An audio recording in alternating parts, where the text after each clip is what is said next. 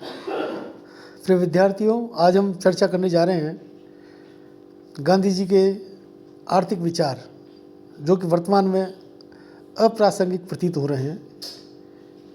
इस पर हम चर्चा करेंगे। हमको अक्सर यह सुनने को मिलता है कि आर्थिक विचारों की लहर पाश्चात्य देशों से भारत में आई, लेकिन यह बात ठीक नहीं है। अनेक ऐतिहासिक प्रमाणों से इस बात की पुष्टि हो चुकी है कि भारत ज्ञान विज्ञान के क्षेत्र में किसी भी देश से पीछे नहीं था। इस देश के लोगों की सोच भले ही अर्थप्रधान न रही हो, परंतु इसका अभिप्राय यह नहीं है कि इस देश के विद्वानों ने आर्थिक पक्ष में न सोचा हो। उनमें से गांधी जी भी एक ऐसे विचारक थे। उन्होंने अहिंसा के माध्यम से भारत को परतंत्रता से मुक्ति दिलाई थी। गांधी जी की एक ही नहीं अनेक योजनाओं को विश्व के शक्तिशाली राष्ट्रों द्वारा अपनाया भी गया था। वे संपूर्ण विश्व के आदर्श भी थे।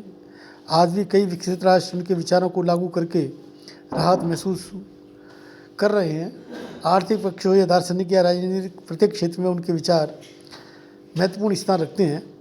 जीवन का कोई भी क्षेत्र ऐसा नहीं है कि जिसके बारे में इस महान संत ने कुछ न कुछ न कहा हो। गांधी जी अर्थशास्त्री कम व दार्शनिक अधिक थे। भारत के संदर्भ में उन्होंने जो भी आर्थिक सुझाव दिए, आज के इस वैश्वीकरण के युग में जब लोगों की सोच बदल गई है, उनको व्यवहार में लागू करना बड़ा कठिन है। हम विभिन्न शीर्षकों के अंतर्गत उनके विचारों को आज के परिप्रेक्ष्य में देखेंगे। मेरी दृष्टि में वर्तमान युग में गांधी जी के जो विचार हैं वो अप्रासंगिक प्रतीत हो रहे हैं। हो सकता है कि भविष्य में हमें उनके विचारों को अपनाना पड़े, लेकिन वर्तमान में बड़ा मुश्किल प्रतीत हो रहा है।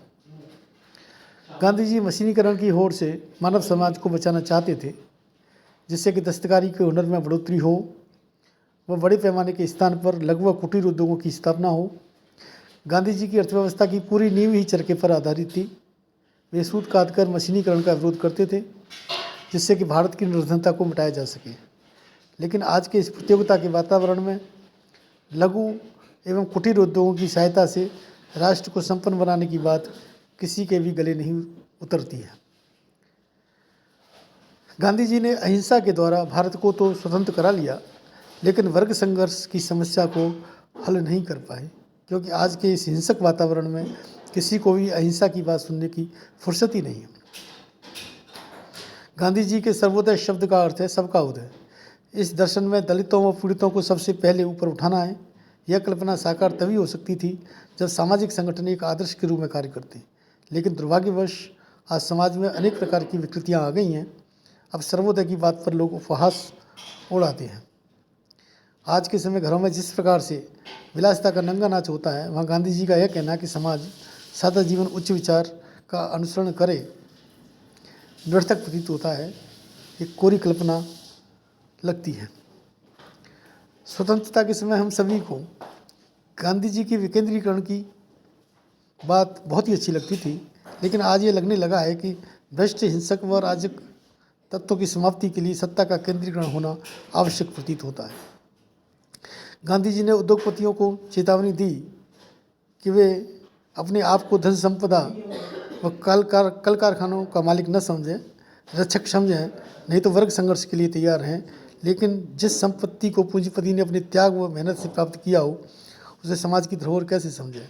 न्याय शास्त्र के सिद्धांत के आधार पर वर्ग संघर्ष को दूर नहीं किया जा सकता है। नेक्स्ट है सीमित साधनों से अनंत आवश्यकताओं की पूर्ति कैसे की जाए।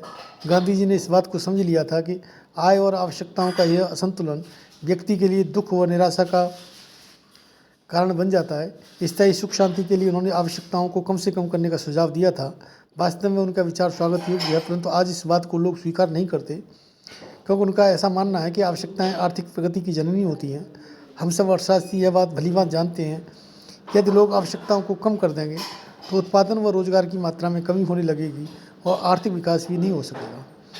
अतः इस देश को उन्नति के शिखर पर पहुंचाना है तो आवश्यकताओं को बढ़ाना ही होगा। गांधी जी देश को आर्थिक दासता से मुक्ति करने के लिए विदेशी व्यापार को कम से कम करने के पक्ष में थे। उनका ऐसा मानना था कि स्वावलंबन व आत्मनिर्भरता से ही समाज सबल हो सकता है, परंतु आज वही राष्ट्र संपन्न हो सकता है जिसका विदेशी व्यापार अधिकाधिक हो। गांधी जी का यह सुझाव था कि समाज का प्रत्येक व्यक्ति अपनी आवश्यकता की पूर्ति का स्वयं निर्माण करे,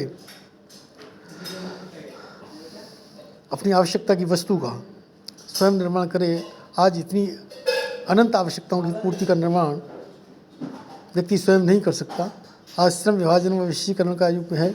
ऐसी दिशा में परस्पर निर्भरता अधिकाधिक बढ़ती जा रही है। आर्थिक प्रगति के लिए ऐसा होना जरूरी भी है।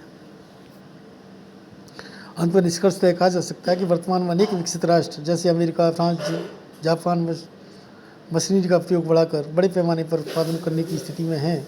आज अकेला अमेरिका विश्व के 40% से अधिक प्राकृतिक साधनों का उपभोग कर रहा है। अमेरिका के आम नागरिक के पास इतनी समृद्धि है कि दुनिया के विकासशील राष्ट्र अमेरिका के विकास को आदर्श मानकर चल रहे हैं।